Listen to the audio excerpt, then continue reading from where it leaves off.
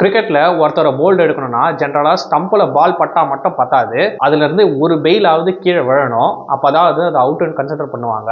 ஆனா பெயில்ஸே இல்லாம விளையாடினா, அட என்னப்பா சொல்ற, நான்லாம் ரோட்ல விளையாடும் போது இல்ல டர்ஃப்ல விளையாடும் போது ஸ்டம்பில் பெயில்ஸே இல்லாம தான் ஆடுவேன் அப்படின்னு நீங்க சொன்னீங்கன்னா அந்த கிரிக்கெட் கிடையாது. இது வந்து பாத்தீங்கன்னா இன்டர்நேஷனல் கிரிக்கெட்ல, அதுவும் ரொம்ப காலத்துக்கு முன்னாடிலாம் இல்ல, இப்போ 2019 ஆஷஸ்ல கூட வந்து இந்த மாதிரி ஒரு சம்பவத்தை பண்ணியிருக்காங்க.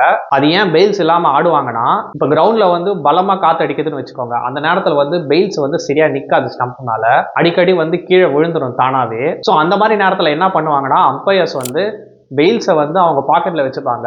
பாக்கெட்ல வச்சுட்டு பெயில்ஸ் இல்லாம தான் ஆடுவாங்க. அப்புறம் நீங்க யோசிக்கலாம், அப்போ பால் வந்து ஸ்டம்ப்ல லைட்டா பட்டுச்சுன்னா வந்து அது அவுட்னு கன்சிடர் பண்ணுவாங்களா, ஏன்னா பெயில்ஸ் இல்லையே அப்படின்னு நீங்க கேட்கலாம். ஸோ அந்த மாதிரி சுச்சுவேஷன்ல பாத்தீங்கன்னா வந்து அம்பையர்ஸ் தான் வந்து டிசைட் பண்ணுவாங்க. ஸோ பால் வந்து ஸ்டம்பில் பட்டுச்சுன்னா அதோட இம்பாக்ட் வந்து பெயில்ஸ் கீழே விழற அளவுக்கு இம்பாக்ட் கிரியேட் பண்ணியிருக்கா அப்படின்றத பார்த்து தான் வந்து டிசைட் பண்ணுவாங்க பெயில்ஸ் இல்லாத நேரத்தில். ஸோ இதை வந்து அம்பையர்ஸ் தான் வந்து முடிவு எடுப்பாங்க. ஸோ இந்த ஃபேக்ட் உங்களுக்கு புதுசாக இருக்கும்னு நினைக்கிறேன். இந்த ஃபேக்ட் உங்களுக்கு புதுசாக இருந்துச்சுன்னா மறக்காம லைக் பண்ணுங்க, அண்ட் சேனலுக்கு புதுசாக இருந்தீங்கன்னா மறக்காம சப்ஸ்கிரைப் பண்ணுங்க.